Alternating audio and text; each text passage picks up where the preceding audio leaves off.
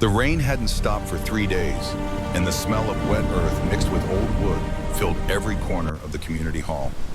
Rowan Ashford pressed herself tighter against the cold stone wall, her knees drawn to her chest, her breathing shallow and controlled. The tablecloth hung low enough to hide her, but not low enough to make her feel safe. Nothing made her feel safe anymore. Above her, voices rose and fell like waves. Laughter that seemed too loud, too forced. The annual pack convergence political theater, disguised as tradition, where alphas from neighboring territories came to posture and negotiate, where alliances were made over whiskey and broken over insults. She wasn't supposed to be here. She was supposed to be home, quiet and visible the way Derek liked her. But she'd planned this for months. Researched convergence dates, memorized the location, waited for the perfect storm, literal and metaphorical, to make her move. Her fingers traced the bruise on her left wrist. 4 days old, fading from purple to that sickly yellow-green that made her stomach turn. Derek had grabbed her there when she'd spoken at dinner. Spoken such a small rebellion. She'd suggested they visit her sister Paige, and his hand had clamped down like a vice, his eyes going flat and cold in that way that meant she'd crossed some invisible line only he could see. "You don't make plans," he'd said, voice low and measured.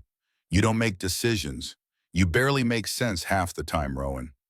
Her name in his mouth always sounded like an accusation. She'd run tonight. Finally, after 3 years of walking on eggshells, of making herself smaller and quieter, unless she'd waited until he'd left for the convergence. He was a beta in the Clearwater pack, important enough to attend, but not important enough to matter.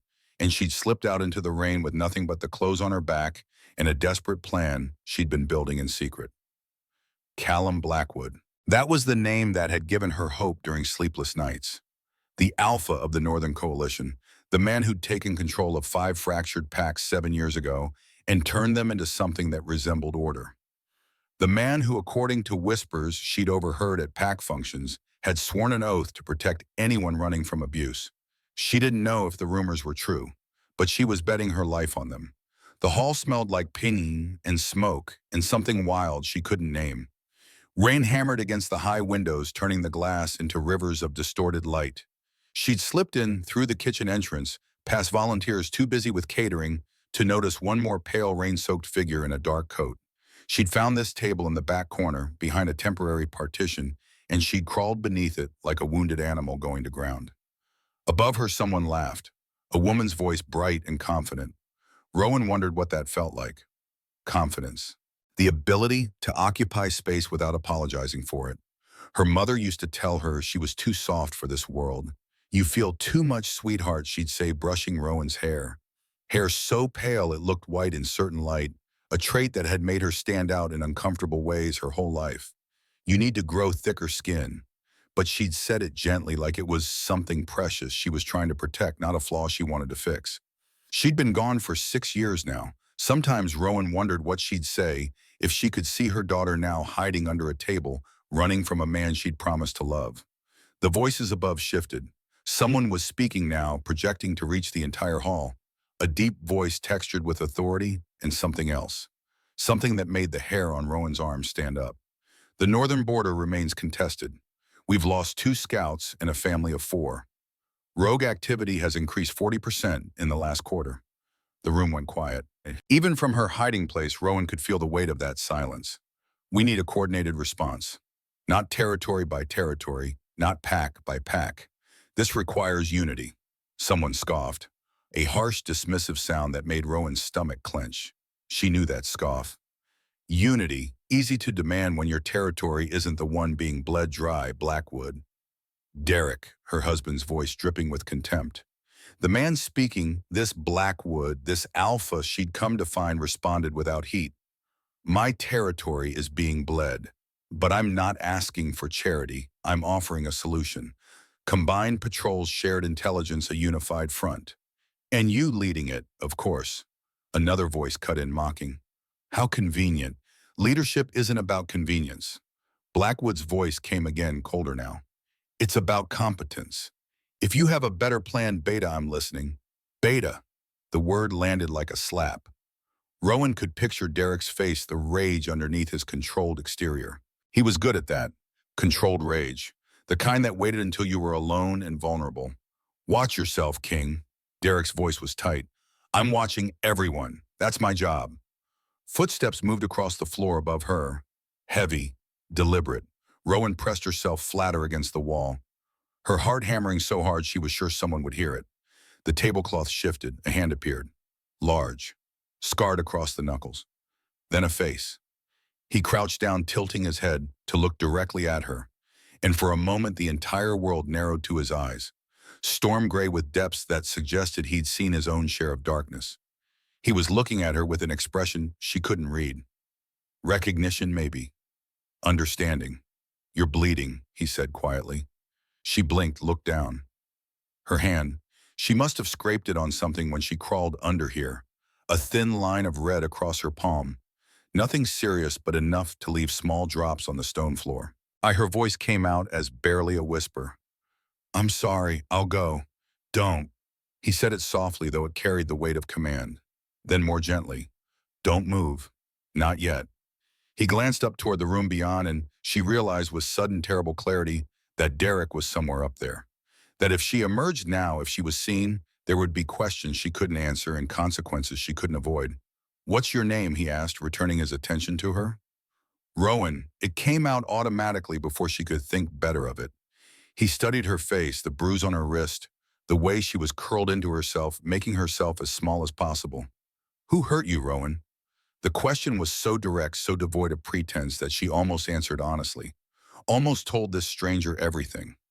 About Derek, about the fists and the words and the slow erosion of everything she used to be. Instead, she shook her head. Nobody. I'm fine. You're under a table at a political summit, bleeding and shaking. He studied her with those unsettling eyes. That's not fine. She searched for words, for a lie that would make sense. What came out was truth. Are you Callum Blackwood? He went very still. Yes, I heard. She swallowed hard. I heard you help people like me, people who are running. For a long moment, he didn't speak, just looked at her with an intensity that made her want to shrink away and lean closer at the same time. You came here on purpose, he said finally, a realization rather than a question. I had nowhere else to go. Her voice cracked. But I heard you keep oaths. Something shifted in his expression. Respect, perhaps? I do, he said, then more firmly. Stay here until the gathering breaks. I'll make sure you get out safely. Why would you? Because I swore I would. He held her gaze. And I keep my oaths. Then he stood and the tablecloth fell back into place and she was alone again in her small dark sanctuary. Above her the meeting continued, but she barely heard it. All she could think about was those eyes and the way he'd looked at her, with understanding rather than pity. Like he saw not just what she was running from, but who she might become. She didn't know it then, but that moment, that single impossible moment of being seen would change everything. The gathering didn't break for another 2 hours. 2 hours of sitting in the dark, listening to voices, debate borders and treaties and blood feuds she didn't understand. 2 hours of her legs going numb, of her back aching against the stone, of wondering what would happen when she finally had to emerge from this hiding place. She thought about Callum Blackwood's hands, the scars across his knuckles. They weren't the clean surgical scars of accidents. They were the rough, layered scars of someone who'd fought with their fists, repeatedly, over years. Warrior's hands. Derek's hands were smooth, unmarked. He kept them that way deliberately, used his words as weapons instead, except when words weren't enough and he needed to remind her of her place. Then his hands became something else entirely. The voices above finally began to disperse. Chairs scraped against stone. Footsteps headed toward the exits in clusters. Conversations fragmenting into smaller groups. She waited, counting her breaths, trying to decide when it would be safe to move. The tablecloth lifted again. But it wasn't Callum. A woman stood there, tall, with dark hair cut short and angular features that seemed carved from something harder than flesh. She looked at Rowan with sharp amber eyes that missed nothing. He sent me, she said without preamble, to get you out without being noticed. Rowan stared at her, uncertain. Who Blackwood? She said his name like it was obvious, like there was no other he in the world worth mentioning. I'm Sloane, his second. Can you walk? Her legs had gone stiff and numb from sitting so long. She nodded anyway, not trusting her voice. Sloane extended a hand. Her grip was firm, pulling Rowan out from under the table with efficient strength. The hall looked different from this angle. Bigger. Emptier. Most people had left, but clusters remained near the exits, talking in low voices. She spotted Derek immediately, his back to her, gesturing angrily to two other men she didn't recognize. "This way," Sloane said, steering her toward a side door she hadn't noticed before. "Kitchen exit. Your husband's occupied arguing with the River Pass delegation about something tedious." My husband. The word sat heavy in her chest. How did you Blackwood told me to look for a pale-haired woman hiding from a beta with anger management issues? Sloane glanced at her sidelong. He's observant. Noticed the way that particular beta kept scanning the room like he was looking for something he owned. The accuracy of that statement made Rowan's stomach turn. They moved quickly through the kitchen, past industrial stoves and stainless steel counters, past volunteers cleaning up the remains of the evening's catering. No one looked at them twice. Sloane had the kind of presence that made people instinctively step aside. The rain had lessened to a steady drizzle when they stepped outside. The night air was cold and clean, washing away the stuffiness of the hall. Rowan breathed it in deeply, feeling something in her chest loosen slightly. A black car waited in the alley. Expensive. Understated. Callum leaned against it, arms crossed, looking like he'd been carved from the same stone as the building behind them. He straightened when he saw them approach. "Rowan," he said, her name sounding different in his voice than it did in Derek's. Not an accusation, just a name. "Where can we take you?" She hadn't thought that far ahead. Her sister's apartment was 2 towns over in Montana, and she had no car, no phone, no money. She'd left with nothing but the clothes on her back and a desperate need to not be in that house for one more second. "She's thinking about lying," Sloane observed. "Probably going to say she's fine. She can walk home." Something equally stupid. Rowan felt her face flush. "I don't want to be trouble." "Too late," Callum's voice was matter-of-fact. "You're already trouble. The question is what kind?" He studied her for a moment, then made a decision. "Get in. We'll figure it out somewhere that isn't a dark alley." Every instinct she had screamed that getting into a car with strange men, even powerful, seemingly protective strange men, was dangerous. But staying here where Derek could find her at any moment felt more dangerous still. She got in. The interior smelled like leather and rain. Sloane drove. Callum sat in the back beside her, keeping a careful distance that she appreciated more than he probably knew. They drove in silence through streets slick with water, past buildings that blurred into abstract shapes behind the rain-streaked windows. "There's a safe house," Callum said finally, "on the northern edge of my territory. It's used for situations like this. You can stay there tonight. Tomorrow, when you're thinking more clearly, we'll discuss options. I can't ask you to." "You didn't ask." His voice was firm without being harsh. "I'm offering. There's a difference." She looked down at her hands, at the dried blood on her palm from the scrape she'd barely noticed. "Why are you helping me? You don't know me." The car turned onto a highway, picking up speed. Streetlights flickered past, creating patterns of light and shadow across Callum's face. "I know enough," he said quietly. "I know what it looks like when someone's running. And I know what it looks like when they're running out of places to run to." There was weight in his voice, a suggestion he wasn't just speaking theoretically, that he'd seen this before, or maybe lived it himself in some way she couldn't yet understand.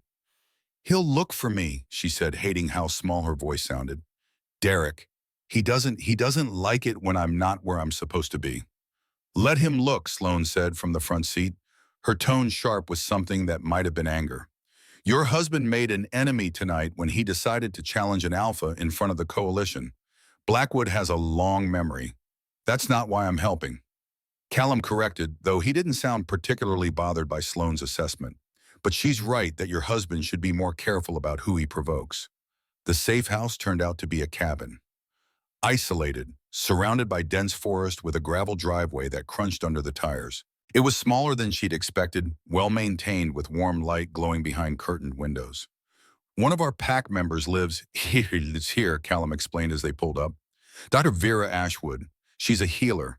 Lost her mate 5 years ago and prefers the solitude." He paused. "She also takes in people who need temporary refuge. You won't be the first." The door opened before they had even gotten out of the car. A woman appeared on the porch. Older, maybe in her 50s, with silver-streaked hair and the kind of face that seemed designed for kindness. She took one look at Rowan, and her expression softened into something that made Rowan's throat tight. "Oh, sweetheart," she said, and there was no pity in it, only recognition. "Come inside. You're soaked through." The interior was warm and smelled like chamomile tea and wood smoke. Vera ushered Rowan toward a bathroom, talking in a steady, soothing stream about hot showers and dry clothes and food. Sloane disappeared into what Rowan assumed was the kitchen. Callum stood near the door, looking oddly uncertain, like he'd fulfilled his purpose in getting her here, but wasn't sure what came next. "Thank you," Rowan said, turning to face him. The words felt inadequate, too small for what he'd done. I don't understand why, but thank you," he met her gaze. And for a moment, something passed between them. Some current of understanding that felt too big and too fast for the situation. Like they were seeing each other, really seeing each other in a way that went beyond the surface. "Get some rest," he said finally. "Tomorrow will be complicated enough without you being exhausted." He left then, and Sloane with him, and she was alone with Vera and her gentle competence. Vera didn't ask questions, didn't probe, just showed her to the bathroom, left clean clothes folded on the counter, and told her there was soup on the stove when she was ready. The hot water felt like absolution. Rowan stood under the spray until her skin was pink and her fingers pruned, watching dirt and fear and the residue of Derek's touch circle the drain. When she finally emerged wrapped in clothes that smelled like lavender detergent, she felt almost human again. Vera had set up the guest room, a small space with a window overlooking the forest, a bed with a thick quilt, a lamp casting soft light across worn wooden floors. She'd left the soup on a tray by the bedside along with tea and a glass of water. Rowan sat on the edge of the bed and realized she was crying. Real crying. The kind that shook her shoulders and made her breath hitch and left her feeling hollow and clean at the same time. She cried for the 3 years she'd lost, for the girl she'd been before Derek who'd believed in good men and happy endings, for her mother who tried to teach her to protect herself but couldn't protect her from her own need to believe she could fix broken things.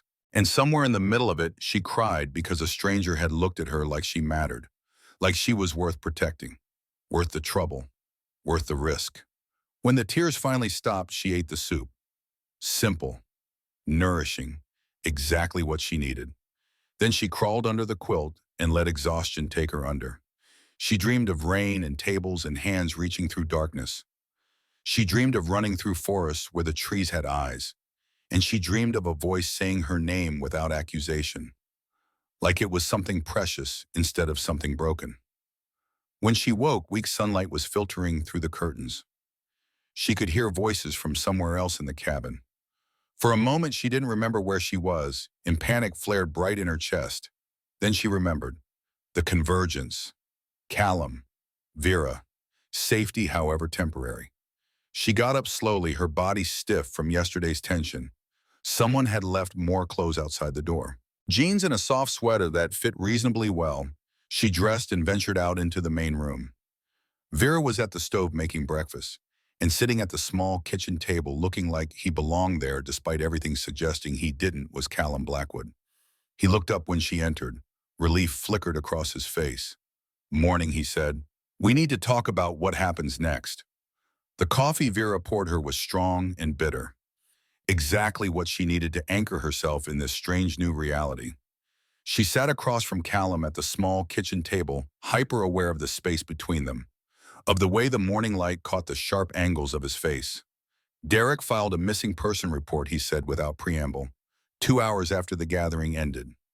"Claims you're mentally unstable, that you've wandered off before, that he's worried for your safety." The coffee turned to ash in her mouth. Of course he had. Of course he'd turned her escape into a narrative where he was the concerned husband and she was the broken wife who couldn't be trusted with her own decisions. "He's lying," she said. Even to her own ears, it sounded weak. Defensive, I know. Callum's certainty surprised her. "What matters is that he's established a pattern. If you go back, I'm not going back." The words came out sharper than she'd intended, edged with something that might have been the first spark of real anger she'd felt in years. I can't." Vera set a plate of eggs and toast in front of her. Her hand briefly touched Rowan's shoulder in silent support. She'd been through this before Rowan realized. Maybe not her own escape, but she'd helped others make theirs. She knew the script. Good, Callum said, and there was approval in his voice that made something warm unfurl in her chest. Then we need a plan. You can't stay here indefinitely. This place is known to too many people, and Derek has connections in the Clearwater Pack. Eventually someone will talk. I have a sister, Rowan offered. In Montana, 2 towns over. Paige. But I don't have a way to contact her, and I don't want to put her in danger if Derek. I'll handle Derek. There was something in the way he said it, something cold and final that made her wonder exactly what handle meant in his world. First priority is getting you somewhere safe, somewhere he can't find you, can't reach, you can't manipulate the situation to force you back. A woman appeared in the doorway. Sloane, phone in hand, the sister checks out. Married, 2 kids, husband's a teacher. No pack affiliation. Clean. Rowan blinked. You investigated my sister. We investigated everything. Sloane said, unapologetic. Your marriage records, your husband's employment history, his connections, his reputation. Did you know he's been written up 3 times for aggressive behavior at pack functions? Formal complaints that got buried because his alpha didn't want the hassle. She hadn't known. Derek had always been so careful to present himself as reasonable, controlled, respected. The idea that others had seen through him, had documented his behavior, felt both validating and sickening. There's something else, Callum said, his tone shifting into something more formal. Your husband's pack Clearwater has been making noise about my territory for months. Small things, boundary disputes, challenges to patrol routes, questions about resource distribution. Nothing actionable, but enough to be irritating. You think Derek is involved in that? She asked, trying to follow the political implications. I think Derek is a beta with aspirations he'll never achieve, and resentment about it, Callum said bluntly. Men like that are dangerous because they're always looking for leverage, always trying to prove they're more than what they are. You leaving him? That's a loss of control, a public humiliation if it gets out. The egg sat heavy in her stomach. So what are you saying? I'm saying that protecting you isn't just about keeping you safe from an abusive husband. It's about managing a political situation that could escalate if it's not handled carefully. He leaned forward. I'm offering you sanctuary in my territory, official sanctuary under my protection as the alpha of the Northern Coalition. It's a statement, a line in the sand. The implications of that crashed over her like a wave. That would make Derek's problem your problem. That would put you in conflict with his pack. We're already in conflict, Sloane interjected. This just makes it official. Rowan looked between them, trying to understand. Why would you take that risk for someone you don't know? There has to be an angle, something you're getting out of this. Callum was quiet for a long moment, studying her with an expression she couldn't read. When he finally spoke, his voice was softer, more personal than she'd heard it before. 7 years ago, when I took control of the Northern Coalition, it was because the previous alpha had run it into the ground. Corruption, abuse of power, territories bleeding resources to line his pockets while pack members suffered. He paused, his jaw tightening. He had a mate. She stayed quiet for years, supported him publicly, played the role of the perfect alpha's wife. And then one day she disappeared. Just gone. No body, no evidence, nothing. The air in the kitchen felt suddenly heavier. We never found her. Callum continued, but we found enough to know what had happened. The violence that had been hidden behind closed doors, the control, the isolation, the systematic destruction of who she'd been before him. He met her eyes, and there was old pain there, old rage. I swore then that anyone who came to me, running from that kind of situation, would find protection. No questions, no politics, no calculations about what it would cost me. It's not negotiable. Rowan felt something crack open inside her, some wall she'd built around the part of her that still believed in good people doing good things for no reason other than it was right. I don't know what to say, she managed. Say yes, Vera said gently. Say you'll accept the help being offered. Rowan looked at Callum, at the scarred hands resting on the table, at those storm-colored eyes that had seen too much violence but somehow hadn't gone cold, at Sloane standing in the doorway like a sentinel, fierce and protective. At Vera, who'd lost her own mate but still opened her home to strangers fleeing their own. Yes, she said. Yes, thank you. The next 3 days passed in a strange blur of motion and stillness. Callum arranged for her to stay at a different safe house, this one deeper in his territory, a small apartment above a bookstore in a town called North Haven. The owner, an elderly wolf named Fletcher Gray, asked no questions and simply handed her a key with a knowing nod. The apartment was sparse but comfortable, a studio with large windows overlooking the main street, a kitchenette, a bathroom with a clawfoot tub, and a bed that felt impossibly soft after years of sleeping next to Derek's rigid tension. Fletcher brought her groceries, left books by the door, and otherwise left her alone. She spent those first days in a fog of processing. She'd called Paige from a burner phone Sloan had provided. Her sister had cried when she heard her voice, had immediately offered to come get her, to let her stay with her family. But Callum had advised against it, at least until they'd established the legal framework for the sanctuary claim and made sure Derek couldn't use her location to cause trouble for Paige. He'll threaten her, Rowan had explained during one of Callum's daily check-ins. Derek, he'll tell her she's harboring a mentally unstable woman, that she's interfering in a marriage, that there will be consequences. Let him try, Callum had said, and there was that cold finality again. Your sister has no pack affiliation. She's not bound by our laws, and if he tries to intimidate her, he'll have to answer to me. On the fourth day, Sloan took her shopping for clothes. Real clothes, not the muted, carefully selected outfits Derek had approved of. They went to a small boutique in North Haven, and Rowan found herself drawn to colors she'd forgotten she liked. Deep greens, rich blues, a sweater the color of winter sunlight.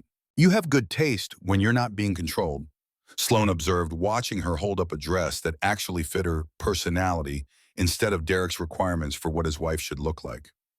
I used to, Rowan said softly. Before, I used to paint too. Watercolors. I was never very good, but I enjoyed it. Why did you stop? She thought about Derek finding her paints, the way his face had twisted. Childish. A waste of time. You have responsibilities now, Rowan. He didn't think it was appropriate, she said finally. Sloane's expression went hard. Buy the dress, buy 3 of them. Buy whatever the hell you want. She bought the dress and the sweater and a pair of boots that made her feel taller, stronger, more like someone who could walk through the world without apologizing for taking up space. That evening, Callum came by the apartment with takeout, Thai food that smelled like heaven and tasted like freedom. They sat on the floor because she didn't have a table yet, eating out of containers and talking about nothing important. Books they'd read, places they'd traveled, the weird habits of small-town pack politics. You're different than I expected, she said without thinking, then immediately regretted it. He raised an eyebrow. How so? Derek always talked about alphas like they were, I don't know, aggressive, domineering, all ego and violence. Some are, Callum said neutrally. It's easy to confuse strength with cruelty, to think that power means you have to constantly prove it. He set down his container, his expression thoughtful.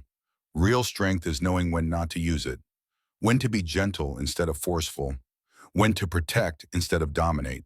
Is that why you took over the Northern Coalition? To be different, I took over because someone had to, and no one else was willing to do what needed to be done. He met her eyes. But yes, I wanted to prove that leadership could be about building something instead of just breaking things. They talked until late, until the food was cold and the windows had gone dark. And when he finally left, she stood at the door longer than necessary, watching him disappear down the street, feeling something she couldn't name unfurling in her chest. Recognition, maybe. The sense that this person understood the architecture of pain and survival in a way most people never would.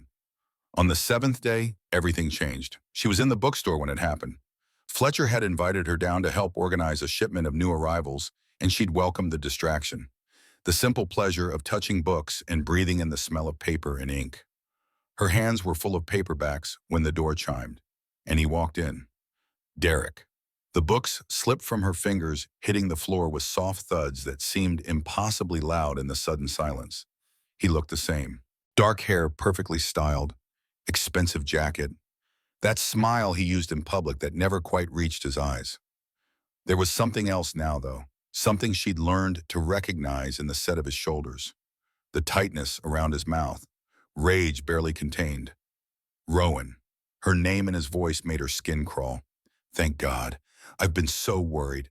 Fletcher appeared from behind the counter, his elderly frame somehow seeming larger, more solid. Can I help you? I'm here for my wife, Derek said, not taking his eyes off her. She's been unwell, confused. I've come to take her home. I'm not going anywhere with you. Her voice shook, but she forced the words out anyway. I'm staying here. His expression shifted. Just for a moment. Just enough for her to see the real Derek underneath the concerned husband mask. Sweetheart, you're not thinking clearly. You need help. Professional help. I've been talking to doctors. You've been talking to lawyers, she corrected. Finding strength she didn't know she had. Setting up a narrative where I'm unstable so you can control me. I know what you're doing, Derek. I'm not going back. This is absurd. He took a step forward and she took one back, her hip hitting a bookshelf. You're my wife. We have a life together. You can't just run away because we had a disagreement. A disagreement. The words tasted bitter. Is that what you call it when you grab me hard enough to leave bruises? When you tell me I'm worthless? That I'm lucky you put up with me. Fletcher moved between them, positioning himself as a barrier. I think you should leave. Derek's jaw tightened. This is between me and my wife. You have no right to interfere. Actually, a new voice said from the doorway. He has every right. Callum stepped into the bookstore, and the entire atmosphere shifted. He wasn't particularly tall, maybe 6'1", but he carried himself in a way that made the space seem smaller, more charged. Sloane followed him in along with two other wolves she didn't recognize, both large, both unmistakably capable of violence. Derek's expression went carefully neutral. Alpha Blackwood, Thorn. This is a private matter, not anymore. Callum's voice was calm, almost pleasant. There was steel underneath. Rowan has claimed sanctuary in my territory. That makes her welfare my concern. Sanctuary? Derek laughed, but it sounded forced. That's a pretty dramatic word for what's essentially kidnapping. Careful, Sloane said softly, and there was warning in it. Rowan came here of her own free will, Callum continued. She's under my protection now. If you have legal concerns, you're welcome to file them through appropriate channels. But you will not harass her, threaten her, or attempt to remove her from this territory against her will. She's my wife, Derek repeated. And she could hear the desperation creeping into his voice now, the control slipping. You can't just decide she belongs to you instead. She doesn't belong to anyone. Callum's gaze went cold. That's the point you seem to be missing. She's a person, not property, and she's made her choice. Derek turned his attention back to her, his expression shifting into something that might have looked like hurt if she didn't know it better. Rowan, please, think about what you're doing. Think about our vows, our life together. I love you. I can change. We can work through this. It was the same script he'd used before, during the other times she'd threatened to leave. The promises and apologies and tears that would last exactly long enough to make her stay. And then everything would go back to the way it was.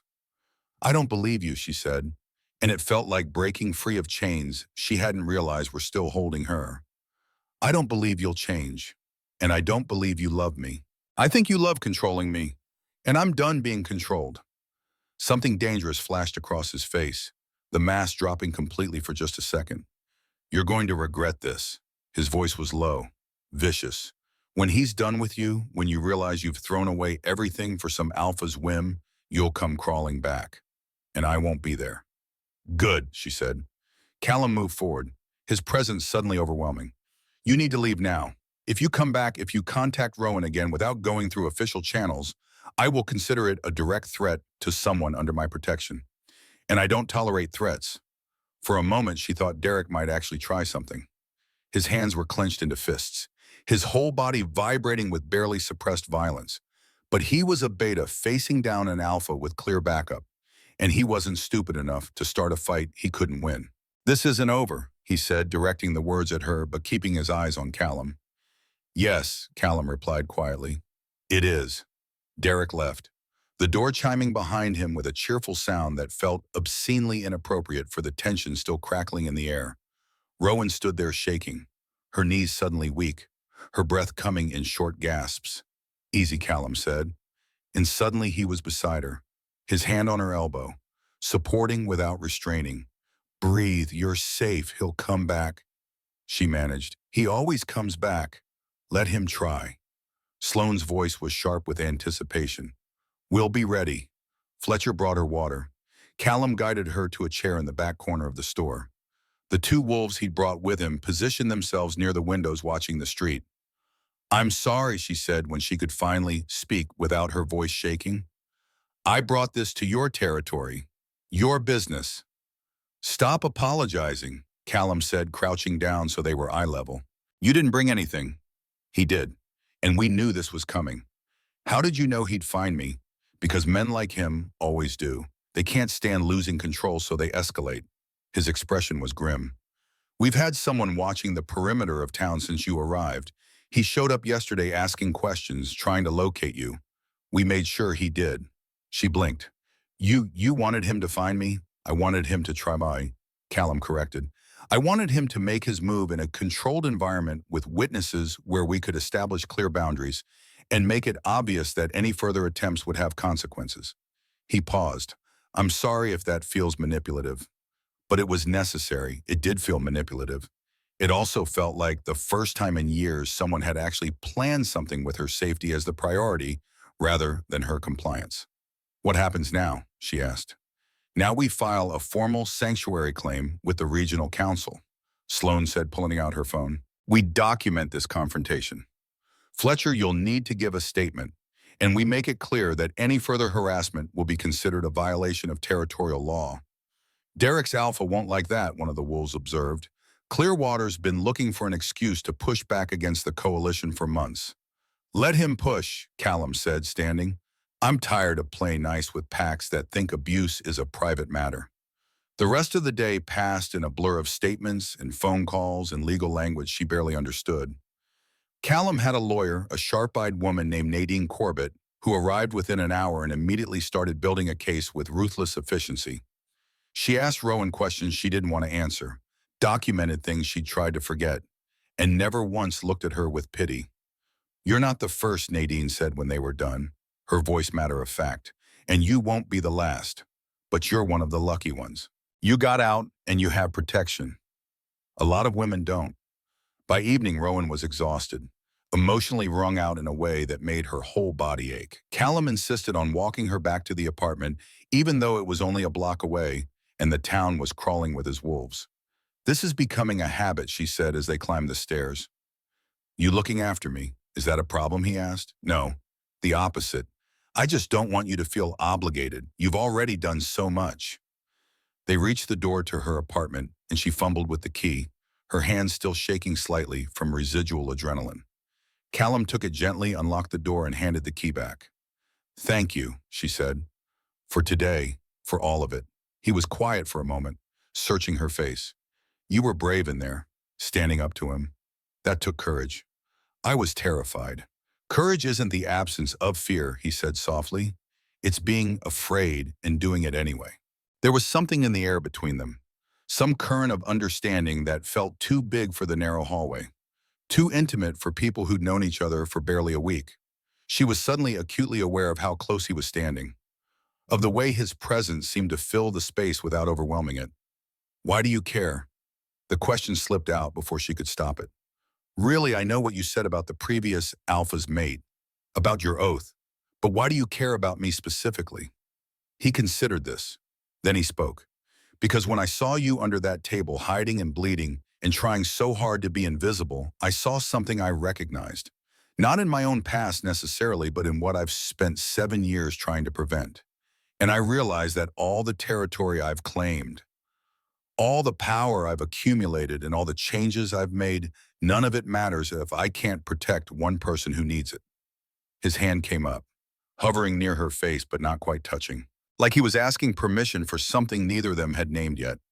"You matter, Rowan, because you're a person who deserves to be safe and free and treated with basic human decency." "It really is that simple." Her throat was tight.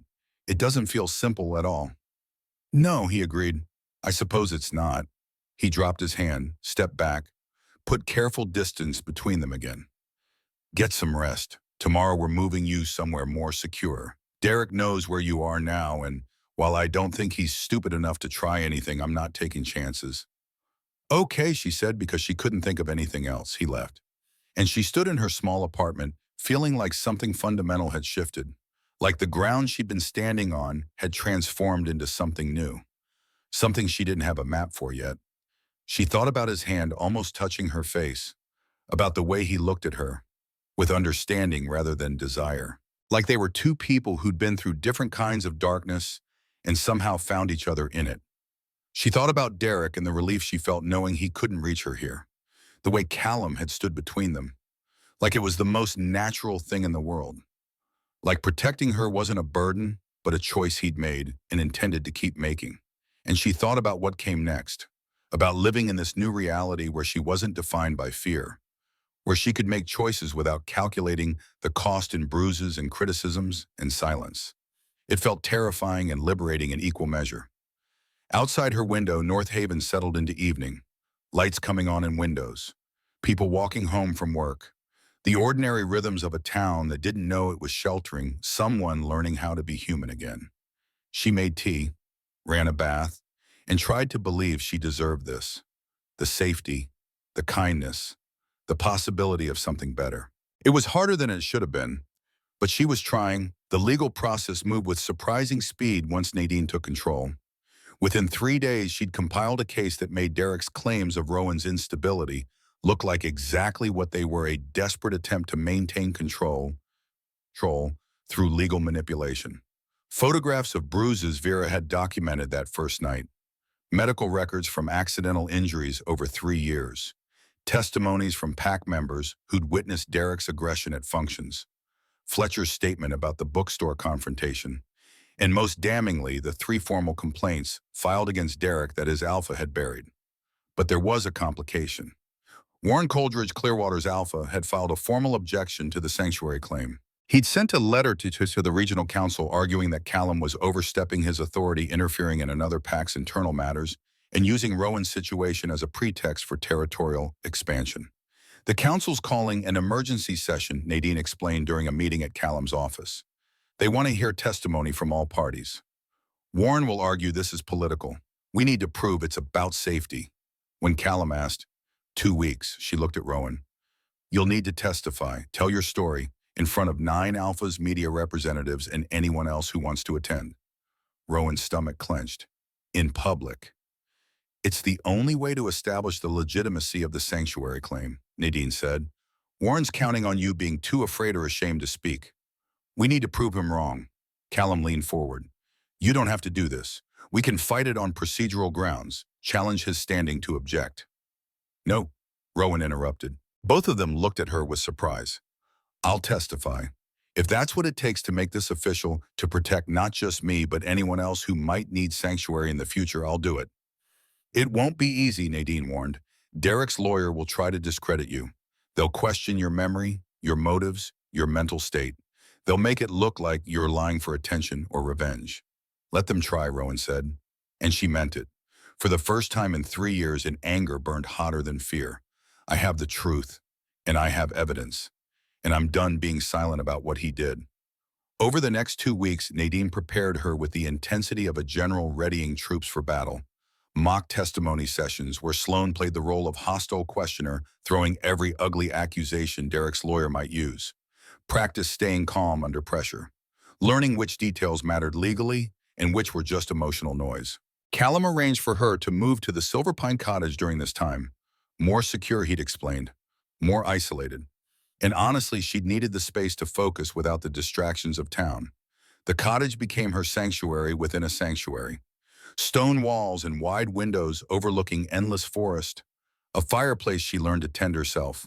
And a peace she'd never experienced before, even in the silence of the apartment above Fletcher's bookstore. Vera visited often, bringing supplies and companionship. They painted together on the porch watercolors of the mountain views, and Vera taught her that art could be a form of processing. That you could paint your pain and watch it transform into something bearable. Sloan came to train her, not just for testimony, but physically. Self-defense basics, how to fall safely, how to create distance, how to use your environment as a weapon if necessary. "You probably won't need this," Sloan had said during their first session. "But knowing you can fight changes how you carry yourself. Predators can smell helplessness. Don't give them that satisfaction." Paige visited once, bringing her kids for a long weekend. Her sister cried when she saw the cottage, when she understood the lengths Callum had gone to in order to keep Rowan safe. "He's one of the good ones," Paige had whispered while watching Callum play with her children in the yard, patient and gentle despite his size and power. "Don't let him go. I'm not planning to," Rowan had replied. Then more honestly, "If he'll have me, once this is all over, once I'm not a liability anymore." "You're not a liability," Paige had said fiercely. "You're a survivor. And anyone who can't see that doesn't deserve you." Callum came to the cottage most evenings, sometimes with news about the case, more often with just food and conversation and a presence that made her feel less alone. They talked about everything: his childhood under a tyrant father, her mother's death, the different ways trauma shaped people, the work of becoming something other than what violence had made you. One night, sitting by the fire after a particularly brutal practice session with Nadine, Rowan had asked him the question that had been building in her chest for weeks. What happens after the hearing, after the sanctuary is official, after Derek is dealt with? What happens to us? He'd looked at her for a long moment. "Whatever you want to happen, I'm not expecting anything, Rowan. You don't owe me gratitude or affection or anything else. I helped because it was right, not because I wanted something in return. What if I want something she'd asked? What if I want to explore whatever this is between us? Would that be okay?" His expression had softened. "More than okay, but only when you're ready, only when you have had time to heal and figure out who you are outside of survival mode." "I'm not going anywhere." She'd kissed him then, brief and soft and full of promise. And he'd kissed her back with a gentleness that made her believe for the first time that touch could be something other than a prelude to pain. The day of the hearing arrived cold and clear. Rowan dressed carefully in clothing Sloan had helped her select. Professional but not stiff. Confident without being aggressive. She'd learned that presentation mattered in these situations. That the way you carried yourself could influence how people heard your words. The regional council chamber was more intimidating than she'd imagined. High ceilings and stone walls that amplified sound. 9 alphas seated in a semicircle at the front, with rows of seating behind for observers and media. The place was packed. Word had spread about the hearing, about the unprecedented sanctuary claim and the political implications. Warren Coldridge sat on one side with Derek and their lawyer. Both men in expensive suits, projecting confidence and righteous indignation. Derek wouldn't meet her eyes, which told her more about his state of mind than any report could have. Callum sat on the other side with Nadine and Sloan. He'd offered to sit beside her, but she'd declined. This was something she needed to do alone, to prove to herself as much as to anyone watching that she could stand on her own. The lead alpha, a stern woman named Catherine Winters, called the session to order. "We're here to consider the sanctuary claim filed by Alpha Callum Blackwood on behalf of Rowan Ashford. Alpha Coldridge has objected on grounds that this constitutes territorial overreach and interference in Clearwater Pack internal matters. We'll hear arguments from both sides, then testimony from relevant witnesses." Warren's lawyer went first. Smooth and practiced, he painted a picture of Callum as an ambitious alpha looking for excuses to expand his influence. Of Rowan as a troubled woman manipulated into believing she was a victim. Of Derek as a concerned husband whose only crime was caring too much. Then Nadine stood, and everything changed. She presented the evidence methodically. Photographs of injuries dated and documented, medical records showing a pattern of accidents over 3 years.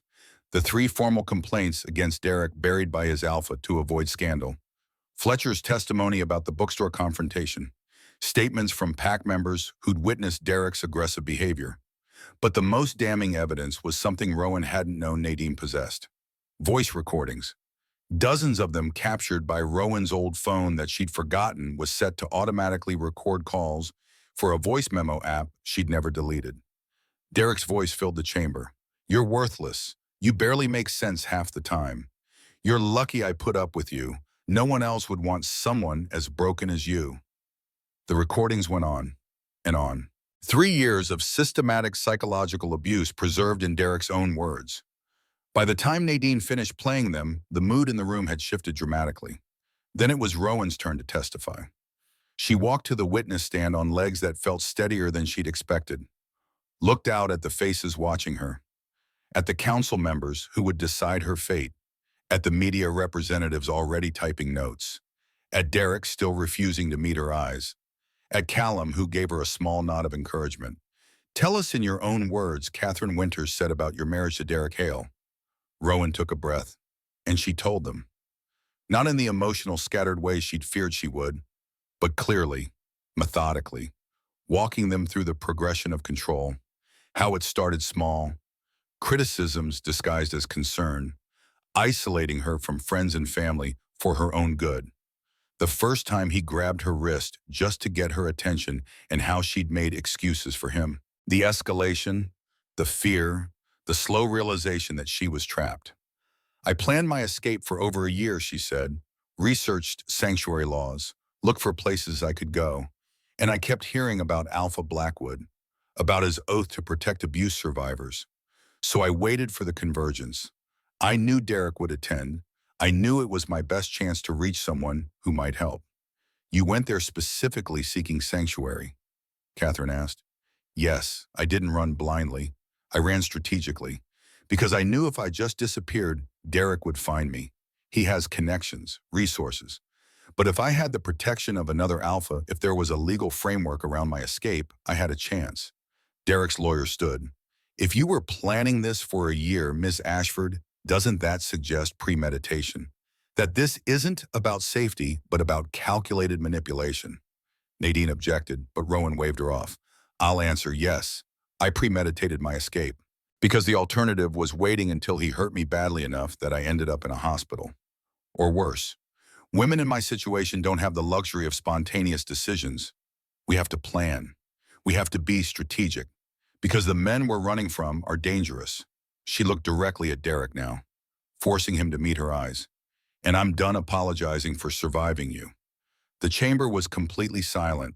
Derek's lawyer tried to recover, presented the therapy records his side had fabricated, claiming Rowan had a history of instability. But Nadine tore them apart, pointing out inconsistencies, forged signatures, claims that contradicted medical facts. Then Warren Coleridge took the stand to argue that Callum's sanctuary was politically motivated, designed to weaken Clearwater's standing in the region. And that's when Rowan saw her opening. When it was her turn to question Warren with Nadine's permission, she asked him directly, "How many formal complaints have been filed against Derek Hale for aggressive behavior toward PAC members?" Warren shifted uncomfortably. "I don't recall the exact 3," Rowan said. "3 separate incidents where Derek physically intimidated or threatened other wolves. 3 times your PAC members came to you for help. And 3 times you buried those complaints to protect your beta's reputation." She leaned forward. "This isn't about Alpha Blackwood's political ambitions. This is about you being embarrassed that your PAC harbored an abuser and you did nothing to stop it. You're objecting to the sanctuary because it exposes your failure to protect your own people." The room erupted in murmurs. Catherine banged her gavel for order. "That's a serious accusation," she said to Rowan. "It's a true one," Rowan replied. "And if you need proof, I'm sure other PAC members would be willing to testify. If they're given protection from retaliation." Warren's face had gone red. Catherine made a note on her paper's expression, thoughtful. Derek took the stand last, and Rowan watched as he tried to present himself as the victim. The concerned husband whose wife had been stolen by an ambitious alpha. The beta who'd done everything right only to be betrayed. But then Nadine played more recordings. The ones where Derek explicitly threatened Rowan. Where he described in detail what he'd do to her if she ever tried to leave. Where he talked about how he'd make sure no one believed her, how he'd have her declared incompetent, how he'd destroy any life she tried to build without him. "I never said those things," Derek claimed, even as his own voice echoed through the chamber. "So these recordings are fabricated?" Nadine asked. "They must be, or taken out of context. Or, Mr. Hale," Nadine said calmly, "is that your voice on these recordings?" Derek's composure cracked. He looked at Warren, at his lawyer, at the council members who were all watching him with growing disgust. "She made me angry," he said finally. "She always knew how to push my buttons, how to make me lose control." "This is as much her fault as enough," Catherine said. She looked at the other council members. "I think we've heard sufficient testimony. We'll adjourn to deliberate." The council was gone for less than an hour. When they returned, Catherine's expression was grave. "We find the following," she announced. "First, that Rowan Ashford's fear for her safety is well-founded and supported by substantial evidence. Second, that Derek Hale's behavior constitutes a pattern of abuse that warrants serious consequences. Third, that Alpha Coldridge's objection to sanctuary is not made in good faith, but rather to protect his PAC's reputation at the expense of a victim's safety." She looked at Derek. "Derek Hale, you are hereby stripped of your beta rank within Clearwater PAC. You are banned from entering Northern Coalition territory under penalty of imprisonment. A restraining order will be filed prohibiting you from contacting Ms. Ashford through any means. And we are recommending that Clearwater PAC provide you with mandatory counseling and anger management treatment." She looked at Warren. "Alpha Coldridge, we find your handling of previous complaints against Mr. Hale to be seriously deficient. You will submit to a review of your PAC's internal policies regarding abuse allegations conducted by an independent counsel investigator." Finally, she looked at Rowan and Callum. "The sanctuary claim is approved. Rowan Ashford is under the official protection of the Northern Coalition. Any attempt to interfere with this arrangement will be considered a violation of regional law." She banged her gavel. "This hearing is adjourned." The chamber erupted. Media representatives rushed forward with questions. Warren and Derek's lawyer were arguing in heated whispers. Derek sat motionless, staring at the table in front of him. Rowan stood on shaking legs. She'd done it. She'd faced him, told her truth, and been believed. Callum was there, immediately offering support without crowding her space. "You were incredible," he said quietly. "Absolutely incredible." "I couldn't have done it without you," she replied. "Yes," he said, "you could have. You just didn't have to." Outside the chamber, Nadine fielded questions from reporters while Sloan kept them at a respectful distance from Rowan. The consensus was clear: the council's decision was unprecedented, but the evidence had been overwhelming. One reporter managed to get close enough to ask Rowan a question. "What do you want people to know about domestic abuse?" Rowan thought about that. About all the women still hiding, still making excuses, still believing they deserved what was happening to them. "I want them to know it's not their fault," she said. "That abuse is never deserved. That asking for help isn't weakness, it's survival. And that there are people who will believe you and support you if you're brave enough to speak." She looked at the camera directly. "And if you're planning your escape right now, if you're researching and strategizing and waiting for your moment, know this: you're already stronger than your abuser wants you to believe. And when you're ready, when you take that step, there will be people ready to catch you." The interview clip went viral within hours. Rowan's testimony became a rallying cry for abuse survivors across the region. Donations poured into advocacy organizations. Other women started coming forward with their own stories. And Rowan, exhausted and emotionally wrung out, went back to Silver Pine Cottage with Callum and slept for 14 hours straight. She woke to weak sunlight filtering through the cottage windows and the smell of coffee brewing. For a moment, disoriented, she couldn't remember where she was.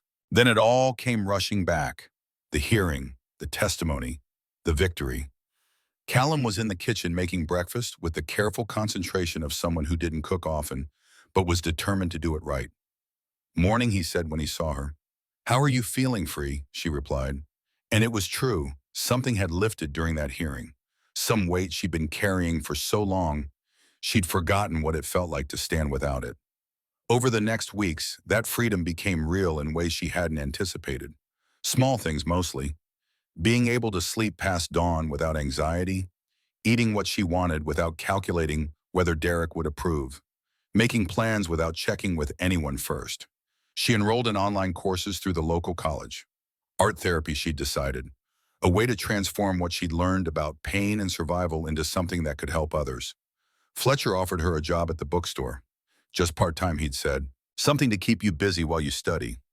And because I'm old and my back hurts and someone needs to handle the heavy boxes, she'd accepted. Discovered she loved the rhythm of retail.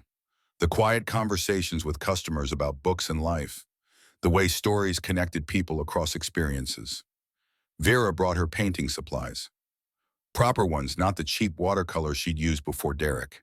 And they spent afternoons on the cottage porch painting the mountains and talking about healing. "Your technique is improving," Vera observed one day, studying a landscape Rowan had done of the forest at sunset. But more importantly, your confidence is. You're painting like someone who believes she has the right to take up space on the canvas. Rowan looked at her work. Vera was right. The colors were bolder now, less apologetic, the brushstrokes more assertive. I feel different, she admitted, lighter, like I'm remembering who I was before him, or maybe discovering who I am after him. Both can be true, Vera said. Healing isn't about going back to who you were. It's about integrating what happened into a new version of yourself, stronger for having survived. Sloan continued the self-defense training. 3 times a week, they met in a converted barn on Callum's property, working through scenarios. How to break a grip, how to use momentum against an attacker, how to fight dirty when necessary. The point isn't to make you a warrior, Sloan explained during one particularly intense session. It's to give you options. So if you're ever in danger again, you don't freeze, you act. They were sparring when it happened. Sloan came at her fast the way Derek used to, and Rowan's body reacted before her brain could catch up. She sidestepped, used Sloan's momentum to unbalance her, and suddenly Sloan was on the mat and Rowan was standing over her, breathing hard. Good, Sloan said from the floor, grinning. That's exactly what you should have done. You didn't hesitate. Didn't second guess. Just moved. Rowan helped her up, still processing. I did it. I actually defended myself. You did, Sloan confirmed, and that muscle memory will stay with you. The next time someone tries to hurt you, your body will remember this moment.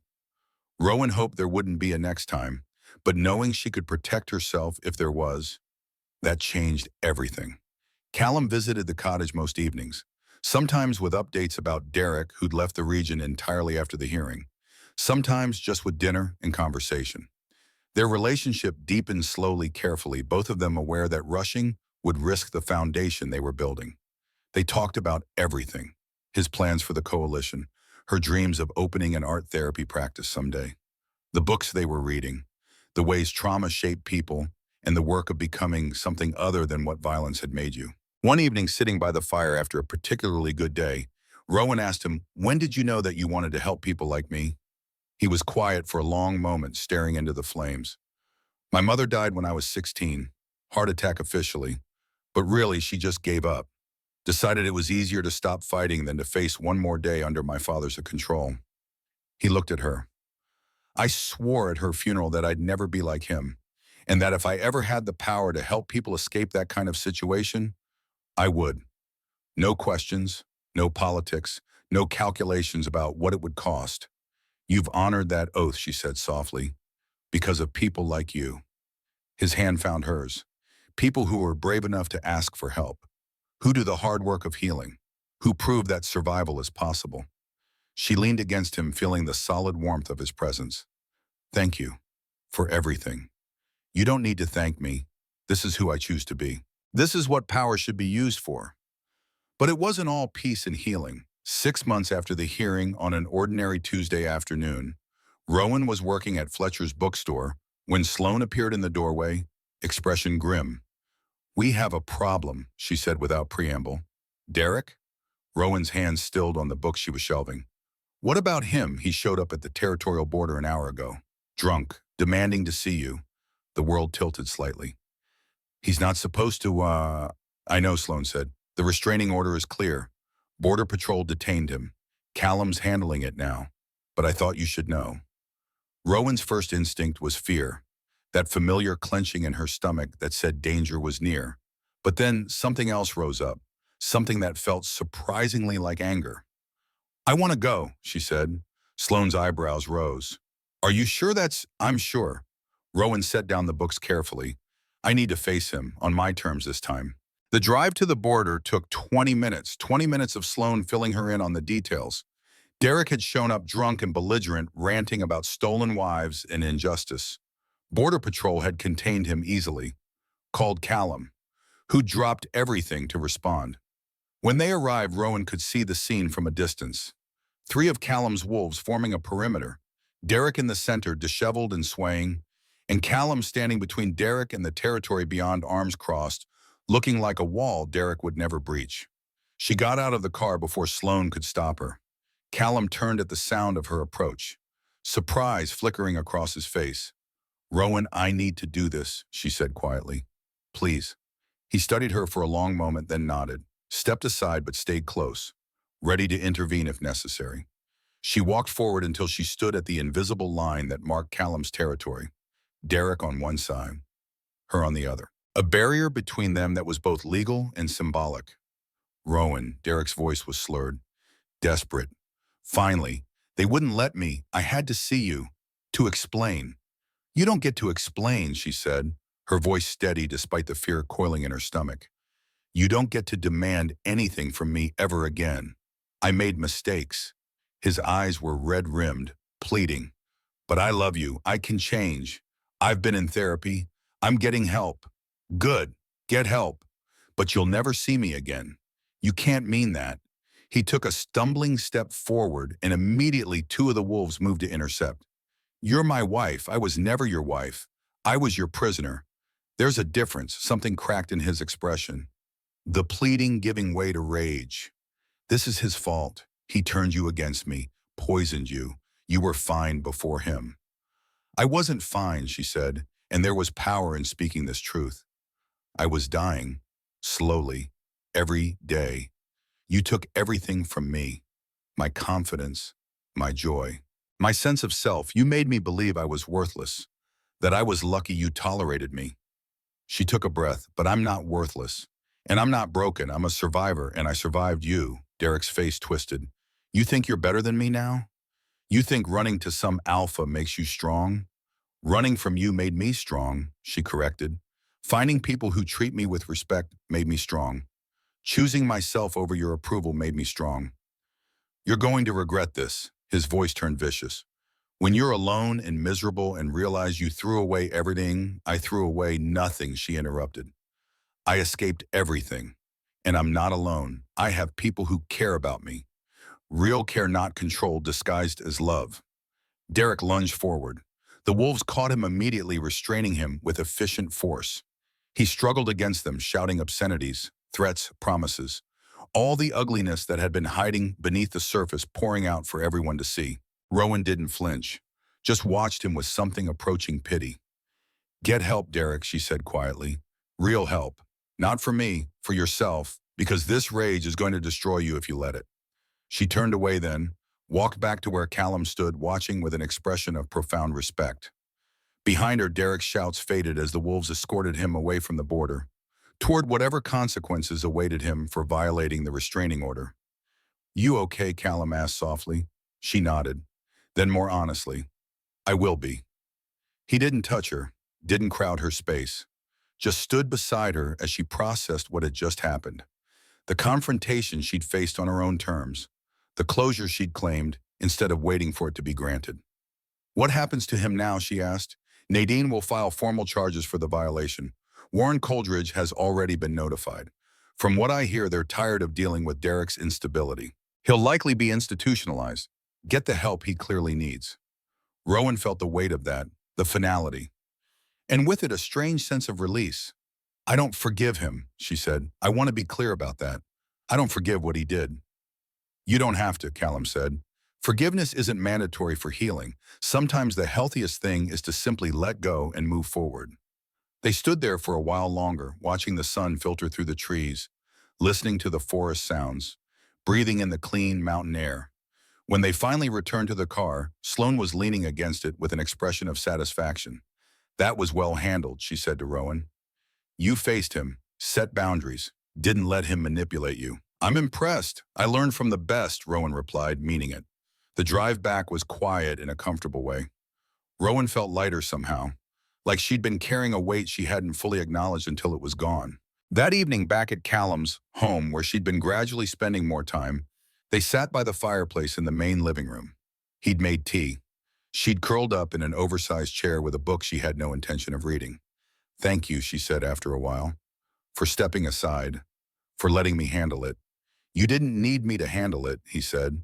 You've never needed me to fight your battles, just to stand beside you while you fought them yourself. She set down the book, looked at him across the warm, comfortable space they'd built together. I'm falling in love with you, she said, the words simple and true. I don't know if that's too fast or too complicated, or if I'm supposed to wait longer, but it's true. And I wanted you to know. He was very still. Then he set down his own cup and crossed to where she sat, knelt down so they were eye level. I fell in love with you the night I found you under that table, he said. When you looked at me with all that fear and all that courage mixed together. When you chose to trust a stranger because the alternative was giving up. I've been in love with you every day since. He took her hands in his, even when you were healing, even when you needed space, even when you were figuring out who you were outside of survival. I loved you through all of it, and I'll love you through whatever comes next. She pulled him up into the chair with her. Let him hold her properly for the first time. No hesitation, no fear. Just two people who'd found each other in darkness and chosen to walk toward light together. What comes next? She asked, her head against his chest, listening to the steady beat of his heart. Whatever you want, he said. We build a life, we take our time, we figure it out together. I want to help others, she said, the idea forming as she spoke. Women like me, who need sanctuary, who need to know there's a way out, then we'll make it happen. His arms tightened around her. Whatever you need, whatever resources, whatever support, we'll build it together. They sat like that for a long time, planning a future neither of them had been sure they'd have, talking about the shelter they'd create, the programs they'd implement, the way they'd transform her pain into purpose. Outside nights settled over the mountains, stars appearing one by one in the darkening sky, and inside two survivors held each other and dreamed of salvation. The next morning, Rowan woke early, made coffee, started sketching plans for what would become new chapters. A place where women could find safety, legal help, counseling, art therapy. All the things she'd needed, all the things she'd been lucky enough to receive. Callum found her at the kitchen table surrounded by notes and drawings, and he smiled. That particular smile that said he saw her, really saw her. Not as someone who needed saving, but as someone with vision and strength and the will to change the world. Let's do this, he said, sitting down beside her. Let's build something that matters. And they did. Over the next months, they assembled a team. Vera agreed to serve as medical director. Nadine would handle legal services. Sloan would develop self-defense programs. Fletcher donated space in a building he owned on the edge of town. Rowan threw herself into the work with an intensity that surprised even her. She researched best practices, consulted with other shelters, designed art therapy curricula that would help survivors process trauma through creative expression. And through it all, Callum supported without overshadowing, provided resources without controlling how they were used, showed up to meetings as her partner, not as the alpha whose authority superseded hers. One afternoon, about 9 months after the hearing, Rowan was painting in the cottage when Callum arrived with lunch and news. Warren Coldridge resigned, he said without preamble. The council investigation found serious deficiencies in how he handled abuse allegations. He's stepping down as alpha. Rowan set down her brush. What happens to Clearwater Pack? Now they're holding elections. The front runner is a woman named Sarah Chen, who's been advocating for better protections for vulnerable pack members. If she wins, things will change there. Good, Rowan said. Maybe some good came out of all this after all. You did that, Callum said. Your testimony didn't just save yourself. It exposed systematic problems, created pressure for real change. She thought about that, about how speaking her truth had rippled outward in ways she never anticipated, about how one woman's courage could spark transformation. The grand opening of New Chapters happened on a cold November morning, exactly 1 year after the convergence, where everything had changed. Rowan stood in the main room looking at the space they'd created. Comfortable furniture, bright paintings on the walls, a kitchen designed for communal meals, bedrooms where women could sleep without fear. And in the entry hall, mounted on the wall with a simple plaque, was the table. The actual table from the convergence. Callum had acquired it, somehow had it transported and restored and installed as a reminder. The plaque read, "Where Rowan Ashford chose herself." She'd cried when she first saw it. Proud tears.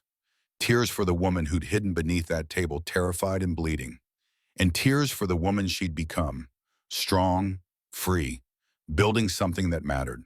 Their first resident arrived that afternoon, a young woman named Sophie, 24, escaping a mate who'd convinced her she was nothing without him. She looked at Rowan with the same desperate hope Rowan had seen in her own eyes a year ago. You're safe here, Rowan told her, meaning every word. And we're going to help you remember who you are. Sophie's hand reached out, touched the table in the entry hall, like it was a talisman, a promise. Did this really happen? She asked quietly. Did you really escape? I did, Rowan confirmed. And so will you. You already have. Over the following months, new chapters became exactly what she'd envisioned in a place of healing and transformation. They helped 12 women in the first 3 months, provided legal representation that resulted in 2 successful prosecutions, offered art therapy sessions that gave survivors a way to process trauma without words. And Rowan discovered something she'd never expected, that her pain had given her purpose, that her survival had equipped her to help others survive, that the darkest chapter of her life had prepared her to write new chapters for women who desperately needed them. Callum watched her thrive with quiet pride, never taking credit for her success, never suggesting that his resources or protection were the reason for her achievements. He understood what too many people didn't, that supporting someone wasn't the same as saving them, that true partnership meant celebrating each other's victories without claiming ownership of them. On a spring evening, 6 months after new chapters opened, they sat on the porch of the cottage where she'd first started healing. It had become their retreat, the place they returned to when they needed quiet and perspective. I've been thinking, Callum said, his hand finding hers in the gathering darkness. About us, about what comes next. She waited, knowing he'd find the words in his own time. I want to ask you to be my mate, he said finally. Not because you need my protection. You've proven you don't. And not because I saved you. We both know you saved yourself. But because over the past 18 months, you've become the person I most want to face the world with. The person whose dreams I want to support, and whose victories I want to celebrate, and whose hard days I want to make a little easier. He turned to face her. I want partnership, true partnership.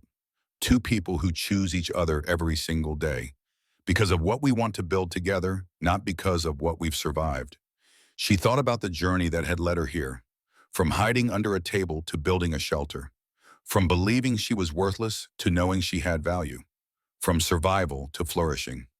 Yes, she said, because you gave me space to save myself, and because I want to spend my life building things with you, important things, things that matter.